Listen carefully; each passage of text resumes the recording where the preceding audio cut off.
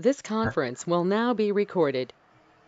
Perfect. Okay, we'll get started right now. Welcome to our Engineer in Residence program webinar specific to virtual connections. This webinar was designed to both help with any possible restrictions around COVID-19, but also to help expand the program and include connections that would not have been possible any other way. Beyond the idea of virtual connections, this really can extend beyond what we're dealing with at the moment and maybe create some new connections for the program as well. I'm sure most of you are here today just to learn a little bit more about what to expect for what's happening at this moment in time. So now we'll just quickly introduce our EOT team for those of you who don't know us. This webinar is hosted by myself, Nathan Tang, and my phenomenal co-partner, Rebecca Famboli. We are the summer interns helping to set this program up for the upcoming school year.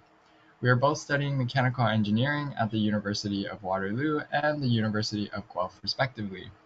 On the left, you'll see our founder, Erica Lee Garcia, and our CEO, Rebecca White, who is the main person who you will hear from throughout the school year. Connection is why we are here. We are hardwired to connect with others. It's what gives us purpose and meaning to our lives. Brene Brown. Great, so if you're here today, you most likely know what the Engineer in Residence program is, but we just thought we would take a second to give a quick explanation.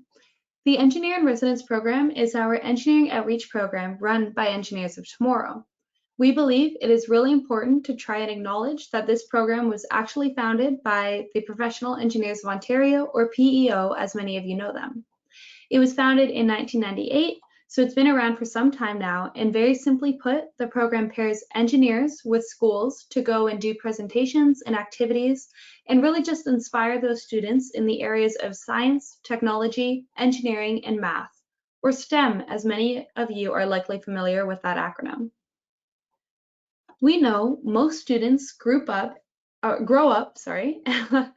know about policemen, firefighters, and doctors as professions, but the engineering profession has sort of notoriously done a poor job in marketing itself, and so many students grow up not really knowing what engineers do, what it means to be an engineer, and really what's possible with engineering.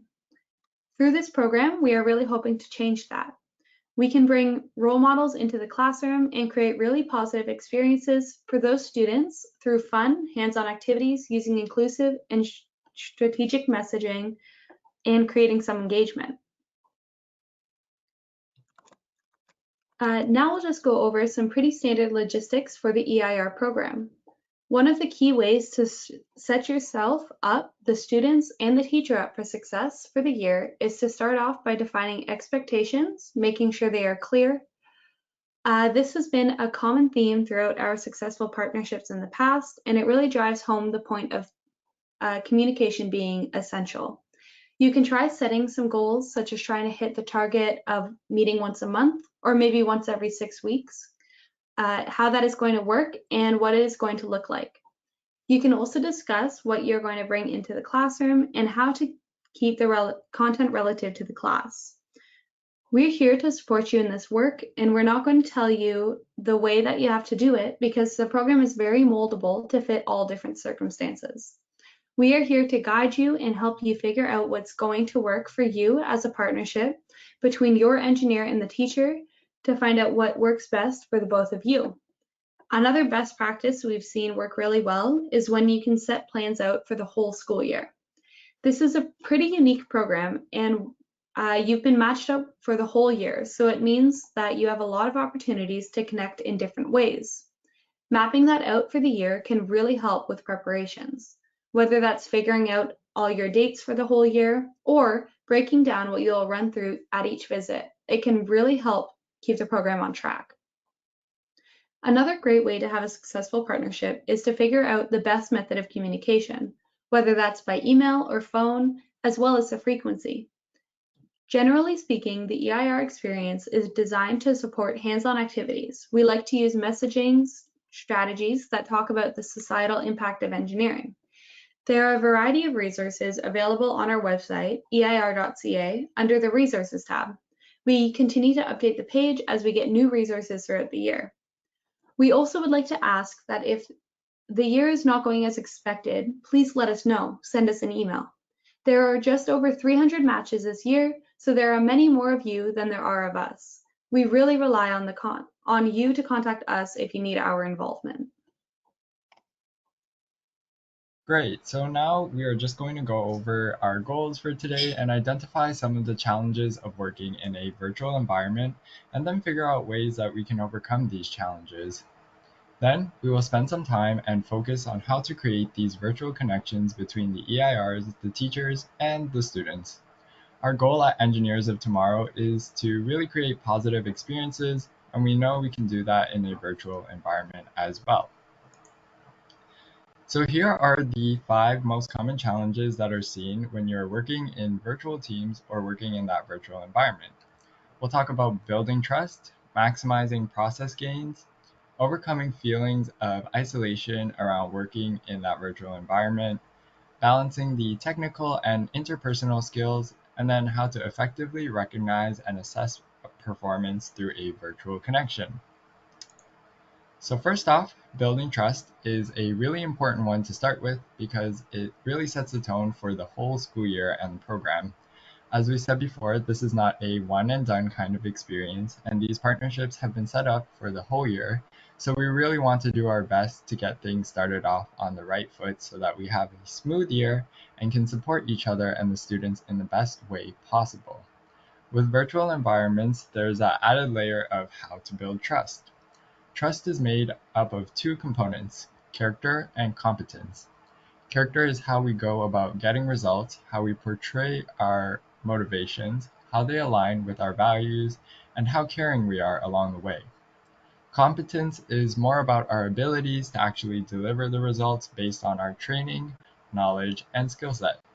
These 2 components can be connected through clear communication. Here are a few other tips when it comes to building trust. We want to make sure that we are valuing the people behind the technology. Try to ensure that all parties feel valued for the time they are contributing and the activities they are doing.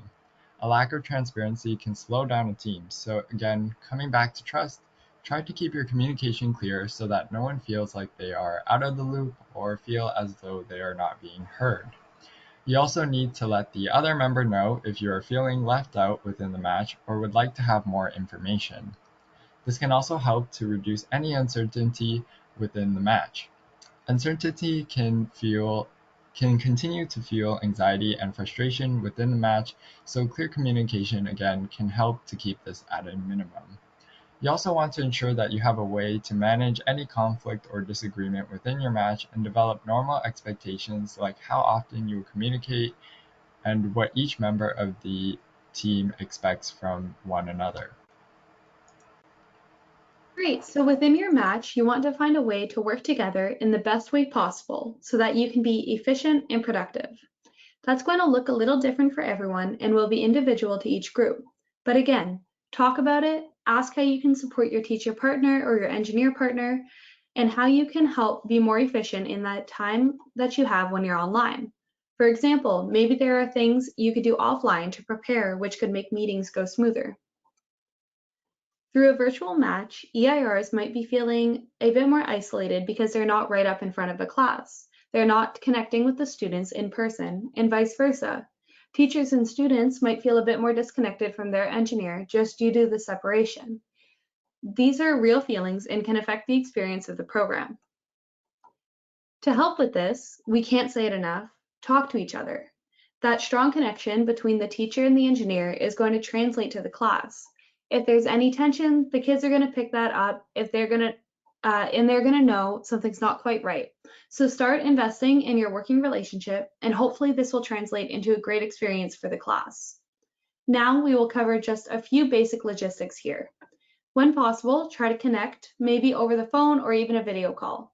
Try to stick to a schedule and have regular check-ins, simply for the purpose of staying connected. Perfect. So now we'll talk a little bit more about balancing technical and interpersonal skills. At EOT, we really value diversity and the partnership between the engineer and the teachers. You all are bringing your own areas of expertise to make a great team. For example, engineers might not have as much experience standing up in front of a group of students, while teachers might be looking to the engineers to bring the knowledge around the application of a science and help their kids/students connect those concepts to the curriculum. Keep in mind that you can both help each other out in different ways throughout the year. Now, to balance these skills, you want to be communicating consistently, being open and honest, and remember that this is a learning opportunity. Be vulnerable and share a few of your concerns going into the school year. Maybe you'll be able to mitigate them as a team. And finally, last but not least, we will cover successful assessment and recognition. When we're thinking about what this means for the Engineer in Residence program, especially in a virtual environment, it's really important to celebrate your successes or celebrate your wins. For example, one thing we do at Engineers of Tomorrow that has been really successful is built-in weekly team check-ins. We take a couple minutes at the end of every week to celebrate a win from that week. It may be something related to a project we're working on or even a personal win throughout the week that we want to share. It's a great way to acknowledge things that went well, but also gives an opportunity to give any feedback as well. Now we'll get into creating and fostering these virtual connections between yourself and the classroom. Great, so before we jump in, we wanted to pause and really take a second to look at this triangle here. For those of you who haven't seen it before, this is Maslow's hierarchy of needs. During the pandemic and with virtual connections in place, feeling safe and developing a sense of importance is essential. It is crucial for EIRs to develop a relationship with students before the students are able to feel accomplished and reach their potential. So this hierarchy of needs is a motivational theory in psychology. As you can see, it comprises this 5-tier model of human needs. Those that are lower down on the hierarchy must be satisfied before the individuals can attend to those higher up. So starting from the bottom of the hierarchy and moving upward, we have the physiological needs like food, water, warmth, rest, and then safety and security, and then it comes to love, belonging, and self-esteem, which is where we start to see the feelings of accomplishment coming into play. At the top is self-actualization, where those students who are able to feel that sense of potential. So that begs the question then, how can the Engineer in Residence program foster a sense of belonging? So just for the engineers that are on this call with us today, this slide's really for you. To start things off, we want to focus on connecting with students beyond engineering. A simple way you can do that is to learn the students' names. Sometimes their names are up on the screen, so that makes it easy to remember. There's a lot that goes into creating that connection. If you're able to engage with someone and find out what they're interested in and what they want to talk about, you'd be surprised at some of the feedback you get and some of the things that they'd want to hear about. At the end of the meetings or activities, make sure they know how you're feeling, showing that you're excited to see them again, which might be hard to do virtually. We really need to think back to the triangle we just showed on the other slide. So please try to show your enthusiasm.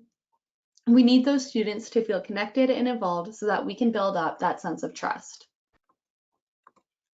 Great, so how do you connect virtually? I'm not going to tell you the one way that you have to follow because everyone's going to do things in their own way. What works best for you might be different from what works best for everyone else and their partnerships. As well, there's also going to be certain regulations in place for the teachers, schools, and school boards. Here are our suggestions for what could work. So if you're doing something live in real time video conferencing, choose a platform that works for you or that is allowed to be used. We want to make sure that you're able to get that real-time connection and hopefully even a face-to-face interaction. This might look a little different depending on the scenario that is going on. You might have a group of students that are there and the teacher is with them and the EIR is joining them through video conferencing, or you might just have students that are at home and they can join in real time through their own devices.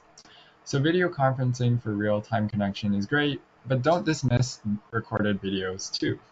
The EIR could record themselves explaining a topic or answering some questions that can be shared during an activity. So teachers, if you want to collect questions from the students and send them over to the EIR, that would be nice. Or maybe you want to pick a topic and ask your EIR to record a short video about something, and then you can share those videos with the class. A great suggestion for getting started with the school year is just to introduce yourself through a short bio. Have fun with it. Maybe make it a little newspaper article. Teachers can help with this by generating some questions you might think the students want to know the answer to. Get the students involved and kind of build up the excitement as they get to know their engineer. You need to make a plan for what works for you as well. The number one question that we get is, what activity should I do? We've mentioned already that we have some resources on the website, but where do you start? We break it down here. Start with just a topic or a subject. If you go back to how you're planning out your school year, if you planned out the whole school year, great, you can work ahead and figure it out. You can also work and plan month to month if that works better for you and your partner. Just start with a topic or a subject, and it can sometimes be as easy as typing that into Google and Googling activities for your grade range. You can always send us an email and we can help you out with some ideas and activities as well. Great. So of course, one of the best places is our website, and there are all kinds of resources you can find on there. We do find it helpful if teachers can introduce a topic prior to the EIR connecting with the class. We have some teachers kind of plan everything out so that the students know that the EIR is going to be coming in to talk to them about a particular topic and then run an activity. Again, this is going to take some planning and coordination, but we have lots of engineers and they don't back away from a challenge. Think about the parameters that you're working with. Are you dealing with a situation where the students are in class already? Maybe then you could give the teacher a list of materials and they bring them in, and then you conference in a live video call and facilitate the activity.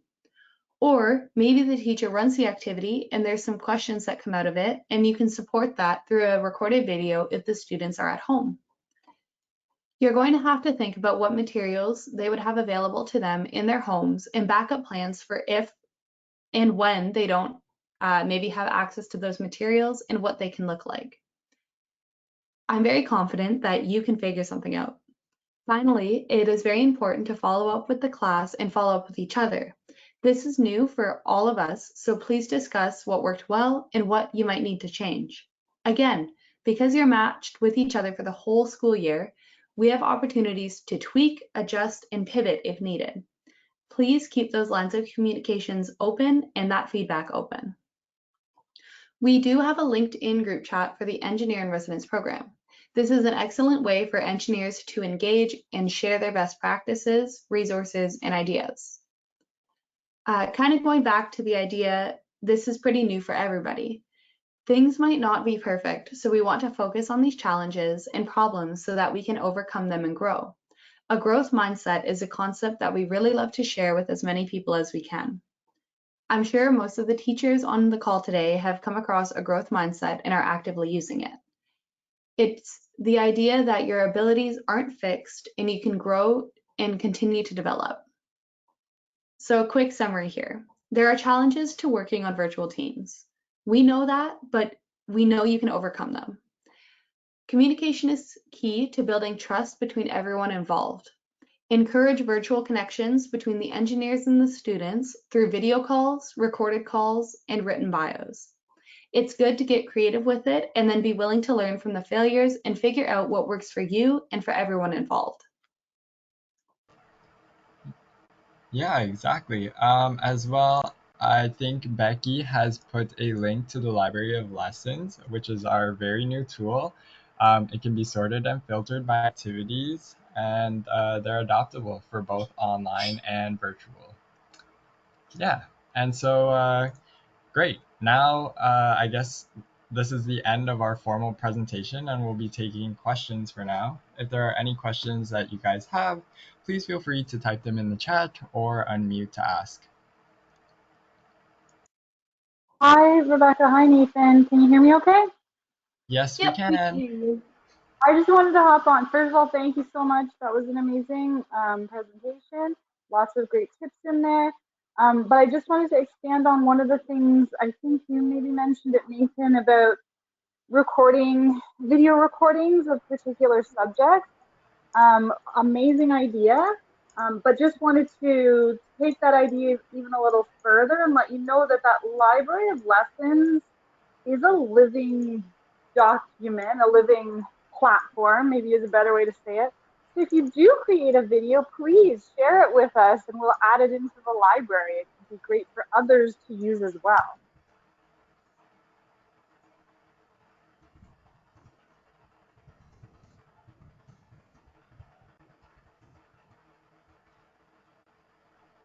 Yeah, definitely. So, as Becky mentioned, the Library of Lessons is a phenomenal resource that we have going on this year. It's where past and present engineers will post and have posted their lessons that they have found successful and how they found it went with the class. So please, if you need, inspiration to get started, take a look at that. Or if you find a lesson that you are really proud of and think went really well, please feel free to post that as well.